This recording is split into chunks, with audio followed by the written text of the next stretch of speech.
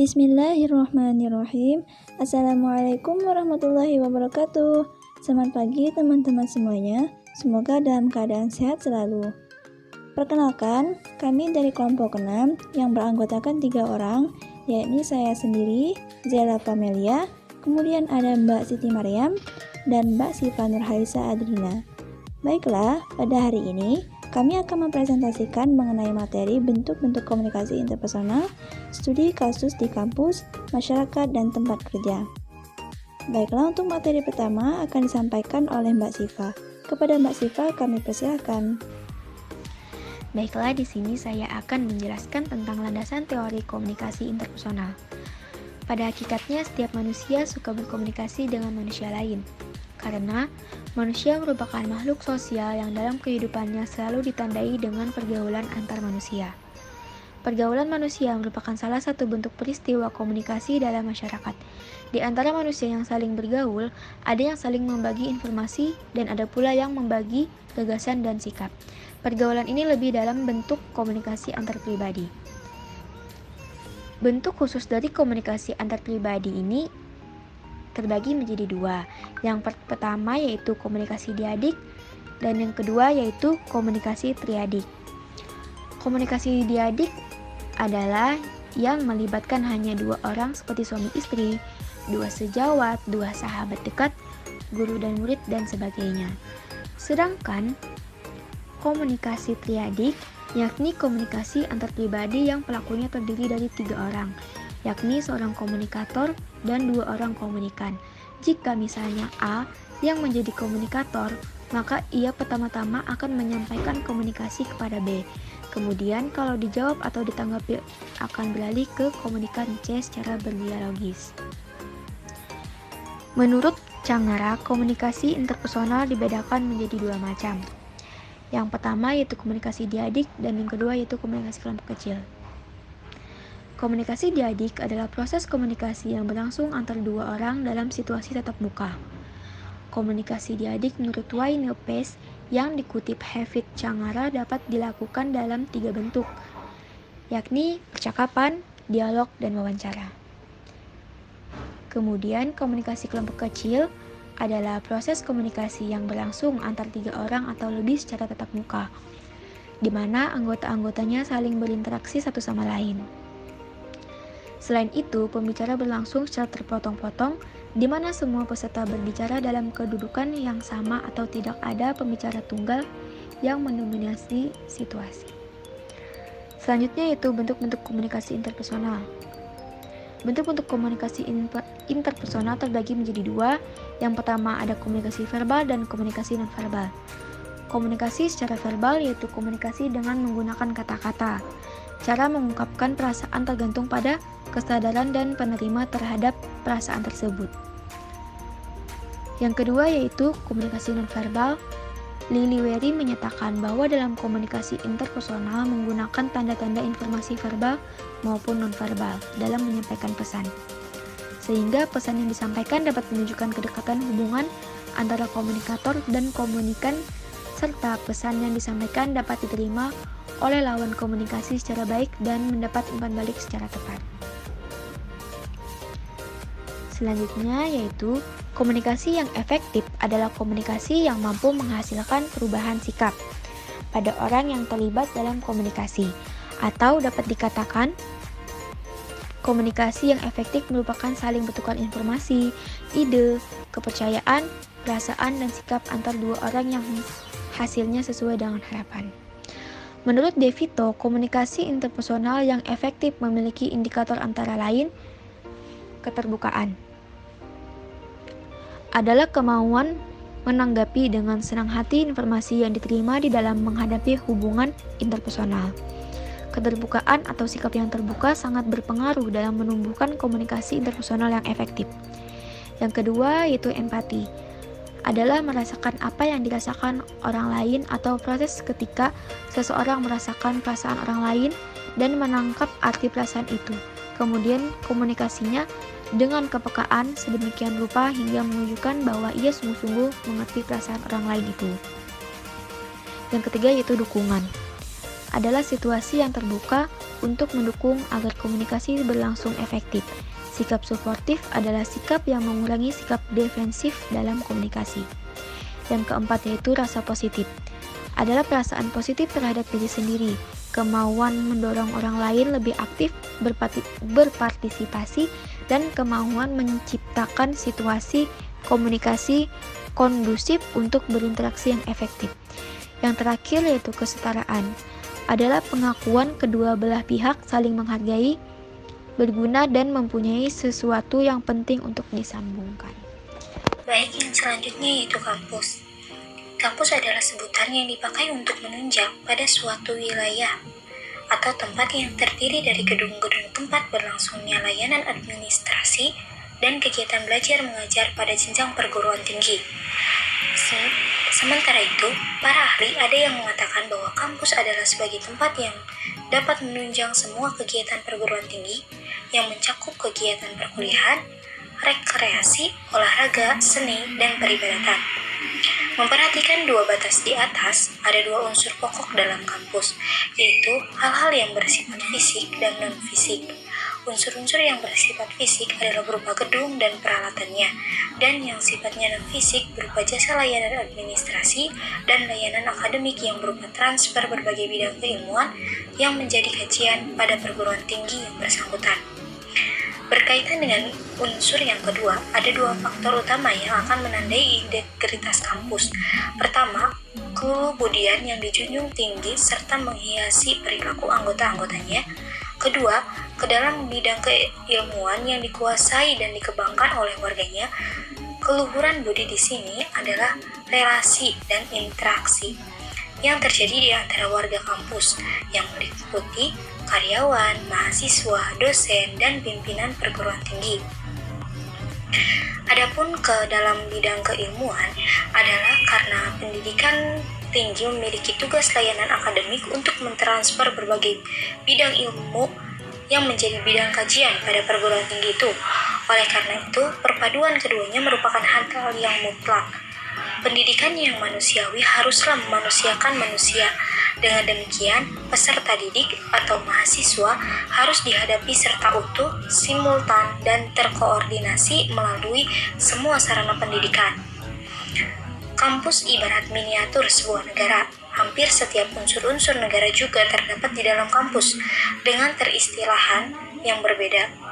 Kegiatan bernegara pun untuk contoh kecilnya dapat kita lihat di kampus-kampus. Selanjutnya yaitu masyarakat. Menurut Mayer, masyarakat adalah suatu kelompok manusia yang telah memiliki tatanan kehidupan, norma-norma, adat istiadat, dan sama-sama ditaati dalam lingkungannya. Sedangkan dalam Kamus Besar Bahasa Indonesia disebut bahwa masyarakat adalah sejumlah manusia dalam arti seluas-luasnya dan terikat oleh suatu kebudayaan yang mereka anggap sama. Nah, selain itu, menurut Harwanti Yoko, banyak pula para tokoh yang mengemukakan beberapa definisi mengenai masyarakat. Di antaranya itu Hasan mendefinisikan masyarakat adalah golongan besar atau kecil dari beberapa manusia dengan pengaruh pertalian secara golongan dan mempunyai pengaruh kebatinan satu sama lainnya. Masyarakat itu harus memiliki syarat-syarat, di antaranya yaitu harus adanya pengumpulan manusia dan harus banyak, telah bertempat tinggal dalam waktu yang lama, adanya peraturan atau perundang-undangan yang mengatur mereka untuk menuju kepada kepentingan dan tujuan bersama. Untuk poin selanjutnya yaitu lingkungan kerja. Lingkungan kerja atau tempat kerja adalah segala sesuatu yang ada di sekitar pekerjaan dan yang dapat mempengaruhi dalam menjalankan tugas-tugas yang dibebankan. Kemudian dapat dipahami bahwa lingkungan kerja sangat besar pengaruhnya terhadap kebiasaan-kebiasaan. Apabila lingkungan kerja yang ada di sekitar karyawan baik, maka disiplin karyawan akan tinggi dan otomatis akan terjalin kerjasama yang baik dan dalam perusahaan.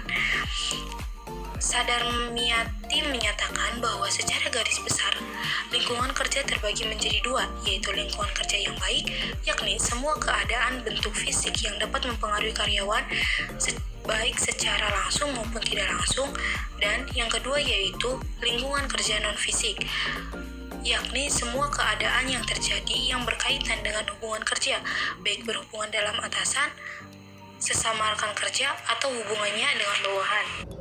Baiklah, selanjutnya saya akan menjelaskan mengenai komunikasi interpersonal di kampus, masyarakat, dan tempat kerja.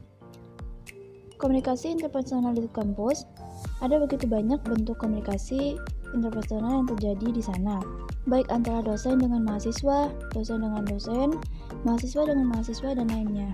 Tidak menolak kemungkinan bila di antara bentuk-bentuk tersebut terjadi komunikasi interpersonal, baik verbal, non-verbal, diadik maupun triadik. Komunikasi diadik terjadi dalam interaksi di kampus. Misalnya, mahasiswa tidak memahami materi perkuliahan yang disampaikan dosen, dialog mengenai diskusi di kelas terjadi saat menanyakan materi perkuliahan yang belum dipahami kepada teman-teman sebangku, ataupun dialog secara langsung dengan dosen. Kemudian, bahasa nonverbal pun bisa terjadi melalui ekspresi wajah atau lainnya yang menandakan apakah sudah paham ataukah belum terhadap materi yang disampaikan oleh dosen. Kemudian, komunikasi triadik pun dapat terjadi. Misalnya, ketika sedang mengerjakan tugas kelompok yang beranggotakan 3 orang atau lebih, sehingga terjadi proses komunikasi interpersonal yang bersifat triadik di dalamnya. Selain itu, komunikasi interpersonal pun bisa terjadi antara dosen penasihat akademik terhadap mahasiswa-mahasiswi di bawah perwaliannya. Bila komunikasi interpersonal dapat terjalin dengan baik di lingkungan kampus, maka bisa meningkatkan kualitas output dari kampus itu sendiri. Misalnya, dapat meningkatkan motivasi belajar mahasiswa sehingga dapat lebih berprestasi. Sebagaimana penelitian yang dilakukan oleh Abu Bakar dalam artikelnya yang berjudul Pengaruh Komunikasi Interpersonal Antara Dosen dan Mahasiswa Terhadap Motivasi Belajar dan Prestasi Akademik Mahasiswa, bahwa komunikasi interpersonal dosen turut andil dalam meningkatkan motivasi belajar dan prestasi akademik mahasiswa, yang ditandai dengan proses pembelajaran sudah meningkat, terbukti dari keaktifan mahasiswa dalam diskusi kelas dan ketepatan mahasiswa dalam menyelesaikan tugas-tugas yang diberikan dosen. Di samping itu, prestasi akademik mahasiswa juga sudah meningkat selaras dengan meningkatnya motivasi belajar, sehingga mahasiswa banyak yang mendapat nilai rata-rata A dengan indeks prestasi 3,5 ke atas tiap semester serta mendapatkan beasiswa. Selanjutnya, komunikasi interpersonal di masyarakat. Sebagai makhluk sosial, manusia senantiasa ingin berhubungan dengan orang lain, mengetahui lingkungan sekitarnya, bahkan ingin mengetahui apa yang terjadi pada dirinya. Rasa ingin tahu inilah yang membuat manusia untuk berkomunikasi. Ada begitu banyak bentuk komunikasi interpersonal yang terjadi di masyarakat. Salah satunya adalah pergaulan antar manusia yang menandakan bahwa manusia adalah makhluk sosial. Di antara manusia yang saling bergaul, ada yang saling membagi informasi dan ada pula yang membagikan gagasan dan sikap. Dalam pergaulan ini, sangat mungkin terjadi yang namanya proses pertukaran pesan, baik itu secara verbal maupun non-verbal. Bentuk selanjutnya juga dapat digambarkan dari suatu keluarga. Yang dimaksud adalah masyarakat terkecil, sekurang-kurangnya terdiri dari pasangan suami istri sebagai sumber intinya. Berikut anak-anak yang lahir dari mereka. Jadi, setidak-tidaknya keluarga adalah pasangan suami istri, baik mempunyai anak atau tidak mempunyai anak. Dalam studi artikel yang berjudul Pemberdayaan Masyarakat Melalui Komunikasi Interpersonal oleh Nasor, menunjukkan bahwa komunikasi interpersonal penting dalam memberdayakan masyarakat, bahwa untuk menghasilkan masyarakat yang kompeten di bidangnya membutuhkan proses pembelajaran, dan proses ini tidak akan berjalan tanpa komunikasi secara antar pribadi untuk mempersiapkan masyarakat yang diinginkan. Jadi, secara menyeluruh, kontribusi komunikasi interpersonal dalam pemberdayaan masyarakat memiliki arti yang sangat besar, karena tanpa komunikasi semacam ini, seseorang tidak akan bisa dikader menjadi individu yang layak dibutuhkan oleh masyarakatnya. Selanjutnya, komunikasi interpersonal di tempat kerja. Dalam lingkungan kerja, setiap orang harus mampu berkomunikasi dengan baik dengan atasan, bawahan, dan juga dengan sesama rekan kerjanya. Sesuai dengan KK Kemenku, tingkat kemahiran untuk kompetensi komunikasi interpersonal mulai dari tingkat pertama sampai keempat adalah sebagai berikut. Yang pertama, menyampaikan informasi dengan baik. Kedua, bersikap terbuka dan mendengarkan orang lain. Yang ketiga, mengembangkan hubungan melalui komunikasi. Yang keempat, menyampaikan informasi secara kreatif. Hubungan kerja yang baik juga akan dipengaruhi oleh kemampuan kita untuk melakukan komunikasi interpersonal dengan baik. Kita harus mampu untuk menyampaikan informasi dengan baik dan kreatif, sebagai bentuk realisasi dari bentuk verbal, yaitu kata-kata yang digunakan, dan juga harus memperhatikan bentuk non-verbal seperti suara, intonasi, gerak-gerik tubuh, dan mimik wajah yang dapat dilihat. Gaya bicara yang digunakan perlu disesuaikan dengan latar belakang dan kedudukan dari lawan bicaranya. Sebagai contoh, seseorang yang mempunyai kedudukan yang sama berkata kepada rekannya sebagai berikut. Laporan ini harus diselesaikan tepat pada waktunya. Apabila kalimat tersebut disampaikan dengan nada perintah, seperti orang tua ke anaknya atau atasan ke bawahannya, maka dapat menimbulkan penolakan dari rekan kerjanya. Namun, apabila kalimat tersebut disampaikan dengan nada seperti orang dewasa yang berbicara dengan sesamanya atau sesama rekan yang mempunyai kedudukan yang sama, maka akan dipandang oleh pendengarnya sebagai informasi atau nasihat antar sesama rekan kerja yang saling mendukung. Penulis mengutip kesimpulan dari artikel yang berjudul Peran Komunikasi Antar Pribadi pada Lingkungan Kerja dalam perspektif Islam oleh Bahri, bahwa komunikasi interpersonal memiliki peran yang sangat penting dalam lingkungan kerja. Setiap anggota dalam organisasi akan dapat melaksanakan tugasnya dengan tepat waktu dan sesuai target kerja jika komunikasi interpersonal terjalin dengan efektif. Komunikasi interpersonal yang efektif menciptakan lingkungan kerja yang kondusif sehingga tingkat produktivitas kerja pun meningkat. Sebaliknya, komunikasi yang tidak efektif dalam lingkungan kerja bisa jadi mengakibatkan dampak negatif dan kerugian yang serius. Mungkin cukup sekian penyampaian presentasi dari kelompok kami. Kami dari kelompok 6 mohon maaf apabila terdapat kesalahan dan mohon undur diri. Terima kasih. Wabillahi taufiq wal hidayah. Wassalamualaikum warahmatullahi wabarakatuh.